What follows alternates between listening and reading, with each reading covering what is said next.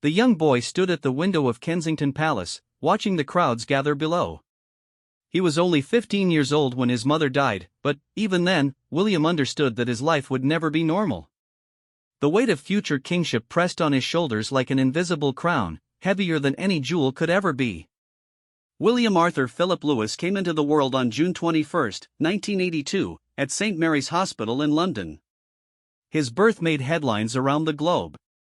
Here was the future king, the first child of Prince Charles and Princess Diana. From his earliest days, cameras followed his every move. His first steps, his first day at school, his first public appearance, everything became front-page news. Growing up, William lived between two worlds. His mother, Diana, wanted him to experience life beyond palace walls. She took him and his younger brother Harry to McDonald's, amusement parks, and homeless shelters. She wanted her sons to understand how regular people lived. Diana would often say that William needed to be a king who understood his people, not just ruled over them. His father, Charles, represented tradition. He taught William about duty, history, and the thousand-year legacy of the British monarchy. William learned about his ancestors, kings and queens who shaped nations, fought wars, and built empires. Charles made sure his son understood that being royal meant sacrifice. Personal desires came second to the crown's demands. School days at Eton College offered William a taste of normalcy, though bodyguards were never far away. He played rugby, studied hard, and made friends who saw him as more than just a prince. His classmates called him Wills, and, for a few hours each day, he could pretend to be just another teenager worried about exams and sports matches. Then came that terrible night in August 1997. William was at Balmoral Castle in Scotland when the news arrived. His mother had died in a car crash in Paris. The boy who would be king had to walk behind his mother's coffin as a billion people watched on television. His face showed no emotion, but, inside, his world had shattered. After Diana's death, William grew up faster than any teenager should. He saw how the royal family struggled to connect with a grieving nation. The palace's cold, formal response to Diana's death nearly broke the monarchy. People gathered outside Buckingham Palace, leaving mountains of flowers and asking why the Queen hadn't lowered the flag or spoken to her people. William watched and learned. He saw how his grandmother eventually adapted, giving a televised speech that saved the monarchy's reputation. He understood that the crown needed to change with the times or risk becoming irrelevant. This lesson would shape everything he did in the years to come. University life at St. Andrews in Scotland brought unexpected joy. William studied geography, lived in shared housing, and did his own shopping. He met a girl named Catherine Middleton in his art history class. Kate, as friends called her, treated him like any other student. She didn't curtsy or call him Your Highness. She laughed at his jokes and challenged him in debates. Their friendship grew slowly. Kate came from a middle-class family. Her parents ran a party supplies business. She had no noble blood, no titles, no connection to aristocracy. In previous generations, a prince could never marry such a woman. But William didn't care about bloodlines. He cared about finding someone who understood him, who could handle the pressure of royal life, and who loved him for himself, not his title. The media soon discovered their relationship. Photographers camped outside Kate's apartment. Newspapers analyzed her every outfit, every gesture, every word. William watched with anger as the press invaded Kate's privacy just as they had invaded his mother's. He released statements demanding the media leave her alone. When that didn't work, he used his father's lawyers to threaten legal action. William's military career began after university. He trained at Sandhurst Military Academy, learning discipline, leadership, and service. He served in the Blues and Royals Regiment, then trained as a search and rescue pilot with the Royal Air Force. Flying helicopters gave him purpose. He saved lives in the mountains of Wales, pulling injured hikers from cliffsides and fishermen from stormy seas. His fellow pilots treated him as an equal. They called him Wales, his military surname, and expected him to pull his weight like anyone else. During night shifts, he made the tea and cleaned the facilities. He took pride in doing a real job, contributing something meaningful beyond cutting ribbons and making speeches. Meanwhile, his relationship with Kate survived the pressure. They broke up briefly in 2007, overwhelmed by media attention and uncertainty about the future. But months apart made them realize they belonged together. When they reunited, both were stronger and more committed. Kate had proven she could handle public scrutiny. William had proven he would fight to protect her. The engagement announcement in November 2010 shocked no one but delighted millions. William gave Kate his mother's sapphire engagement ring, connecting past and future. "It's my way of making sure my mother didn't miss out on today," he said. Kate understood the weight of that ring. She was stepping into shoes that no one could fill, following a woman who had changed the monarchy forever. Second section. The wedding day arrived on April 29, 2011. 2 billion people around the world watched as Kate walked down the aisle at Westminster Abbey. She had chosen a dress that balanced tradition with modernity, classic lace with a contemporary silhouette. William, dressed in his Irish Guards uniform, whispered to her at the altar, "You look beautiful." But this wasn't just a fairy tale wedding. It was William's first major statement about the kind of monarch he would become. He insisted on inviting charity workers, military colleagues, and local shopkeepers alongside foreign royalty. He wanted the ceremony to reflect the Britain he knew: diverse, modern, and inclusive. After the wedding, William and Kate, now the Duke and Duchess of Cambridge, moved to Anglesey in Wales. William continued his RAF duties while Kate learned the rules of royal life. They lived in a farmhouse, cooked their own meals, and walked their dog on the beach. For 2 years, they had something approaching a normal marriage. Then came the babies. Prince George arrived in July 2013, making William a father and securing the succession. The proud dad carried his newborn son from the hospital, fumbling with the car seat like any nervous parent. He drove his family home himself, waving away the usual royal chauffeurs. Fatherhood changed William. He thought constantly about the world his children would inherit. Climate change, mental health, conservation, these issues became personal. He couldn't just cut ribbons anymore. He needed to make real change. William launched United for Wildlife, bringing together conservation groups to fight animal trafficking. He didn't just lend his name to the cause. He convened meetings, challenged governments, and used his connections to create real change. When he spoke about elephants being killed for ivory or rhinos hunted for their horns, his passion was genuine. Mental health became another focus. William remembered the pain of losing his mother, the years he couldn't talk about his grief. He partnered with Kate and Harry to create Heads Together, a campaign to end stigma around mental health.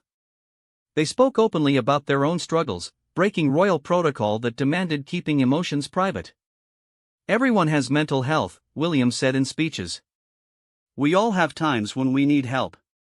He visited schools, workplaces, and hospitals, listening to people's stories. He hugged crying teenagers and held hands with grieving parents. This wasn't how kings traditionally behaved, but William was writing new rules. Princess Charlotte arrived in May 2015, then Prince Louis in April 2018. With each child, William became more protective of his family's privacy. He negotiated agreements with the media, official photos in exchange for leaving his children alone. When paparazzi used long lenses to photograph George and Charlotte playing, William's lawyers struck swiftly. He thought constantly about how to give his children a better childhood than his own. Yes, they were royal, but they could still have birthday parties with school friends, playdates at the park, and bedtime stories read by their parents. William coached George's soccer team, attended Charlotte's school plays, and pushed Louis on the swings. The family moved from their London Palace apartment to Adelaide Cottage in Windsor. The modest house had no live-in staff. William and Kate did the school run, helped with homework, and made breakfast. On weekends, they visited Kate's parents, where the children played with their cousins like any ordinary family. William's approach to royal duties evolved. He focused on fewer causes but dove deeper into each one. His Earthshot Prize, launched in 2020, offered millions in funding for environmental solutions. He didn't just want to raise awareness about climate change, he wanted to find and fund real solutions. "We have 10 years to save the planet," he said, echoing scientists' warnings. The prize attracted innovators from around the world. Winners created coral reef restoration systems, turned carbon dioxide into rock, and developed alternatives to single-use plastics. William personally reviewed applications, questioned scientists, and pushed for ambitious solutions. Behind palace walls, tensions grew. Harry and his wife Meghan struggled with royal life, eventually leaving for California. The brothers who had once been inseparable now barely spoke. William felt betrayed when Harry publicly criticized the royal family, but he also understood his brother's pain. They had walked different paths since their mother's death. William chose duty. He attended hundreds of engagements each year, opening hospitals, visiting schools, supporting charities. But he did it his way. He hugged well-wishers, remembered names, and followed up on promises. When he visited a homeless shelter, he returned months later to check on residents' progress. When he met young entrepreneurs, he connected them with mentors and funding. The COVID-19 pandemic tested everyone, including the royals. William contracted the virus in April 2020 but kept it secret to avoid alarming the nation. He continued video engagements from isolation, struggling to breathe but determined to do his duty. Kate homeschooled their children while supporting frontline workers through video calls. They emerged from the pandemic with renewed purpose. William saw how the crisis had devastated mental health, destroyed small businesses, and widened inequality. He couldn't fix everything, but he could use his platform to highlight solutions and bring people together. Third section. As William entered his 40s, the monarchy faced its greatest challenges in decades. His grandmother, Queen Elizabeth II, aged and gradually withdrew from public life. His grandfather Philip died in 2021. The family's struggles played out in public: Andrew's scandals, Harry's departure, and questions about the monarchy's relevance in modern Britain. William stepped up. He took on more responsibilities, representing the Queen at important events. He modernized operations, pushing for smaller staff, lower costs, and greater transparency. When critics questioned the monarchy's value, William pointed to tangible results: millions raised for charity, vital causes highlighted, communities brought together. In September 2022, everything changed. Queen Elizabeth II died at Balmoral, ending the longest reign in British history. William stood beside his father as Charles became king. Suddenly, William was heir to the throne, next in line to a 1,000-year-old institution. His new title, Prince of Wales, carried enormous weight. Wales had its own culture, language, and sometimes complicated relationship with England. William approached the role with humility. He learned basic Welsh, visited every corner of the country, and listened more than he spoke. He brought Kate and the children, showing Wales that the entire family was committed to serving them. The coronation of King Charles III in May 2023 showcased the monarchy's evolution. William played a central role, pledging loyalty to his father in a ceremony mixing ancient tradition with modern touches. But everyone knew the real transition was still to come. Charles was in his 70s. William's time would arrive sooner than previous heirs had waited. William prepared carefully. He studied constitutional law, met regularly with government ministers, and built relationships with Commonwealth leaders.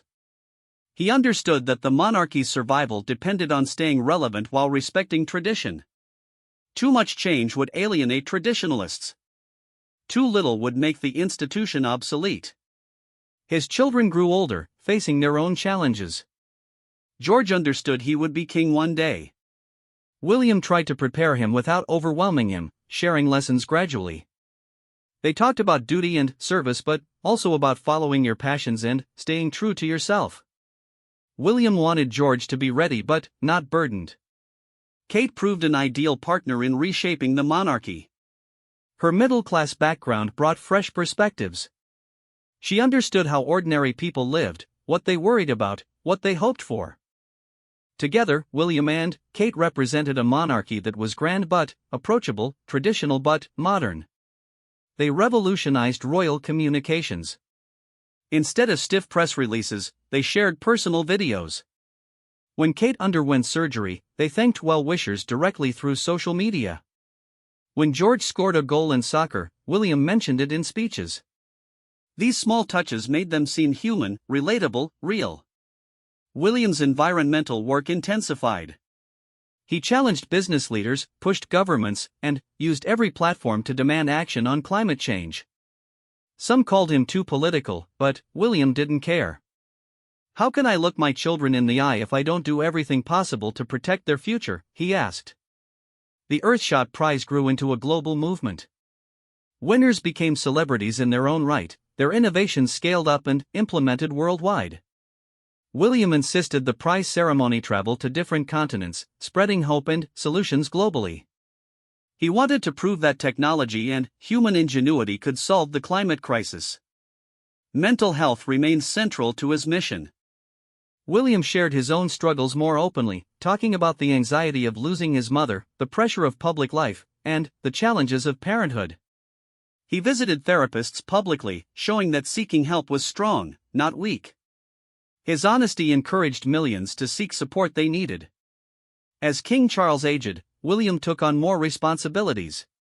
He represented Britain at international summits, hosted state visits, and managed family crises. When protesters challenged the monarchy's existence, William engaged respectfully. He acknowledged their concerns while defending the institution's value. "The monarchy must earn its place," he said. "We can't take public support for granted." He pushed for greater financial transparency, showing how royal funds were spent. He opened more palace rooms to the public, sharing royal art collections and historical treasures. He wanted people to feel the monarchy belonged to them. William's relationship with Harry slowly healed. Distance and time softened anger. They began texting, then calling, then meeting quietly. They would never be as close as before, but they found a new understanding. Both had chosen their paths. Both had paid prices for their choices. Looking toward his eventual reign, William envisioned a different kind of monarchy. Smaller, more focused, more connected to people's daily lives. He wanted to be a king who understood technology, spoke to young people, and addressed modern challenges. The ancient ceremonies would continue, but they would have new meaning. He taught his children by example. They volunteered at food banks, planted trees, and wrote thank you notes to people who helped their communities. William wanted them to understand that privilege came with responsibility. Being royal meant serving others, not being served. The Commonwealth evolved under William's influence. He built genuine partnerships with member nations, respecting their independence while maintaining historic ties. He acknowledged past wrongs while focusing on future cooperation. Young leaders from Africa, Asia, and the Caribbean found in William a partner, not a patron. William's mark on the royal family was clear. He had modernized without destroying tradition. He had opened doors while maintaining dignity. He had shown emotion while keeping stability. Most importantly, he had proven the monarchy could evolve and remain relevant in a changing world. As he stood on the palace balcony, watching crowds gather for another celebration, William thought about the journey from that grieving boy to this confident man. He had learned from his mother's warmth and his father's duty. He had found his own way, balancing tradition with change, duty with love, service with family. The crown would come eventually. When it did, William would be ready. Not just trained in protocol and ceremony, but shaped by experience, loss, love, and growth. He would be a king who had lived in the real world, who understood his people, who fought for causes that mattered. His children ran onto the balcony, waving at the crowds. Kate stood beside him, her hand finding his. Together, they represented the monarchy's future, rooted in history but looking forward, bound by duty but driven by love, serving an ancient institution while building a modern nation. The young boy who had lost his mother had become a man ready to lead. The future king had already begun leaving his mark, transforming the royal family for a new generation. When his time came to wear the crown, William would be ready not just to reign, but to serve, inspire, and unite a nation navigating an uncertain future.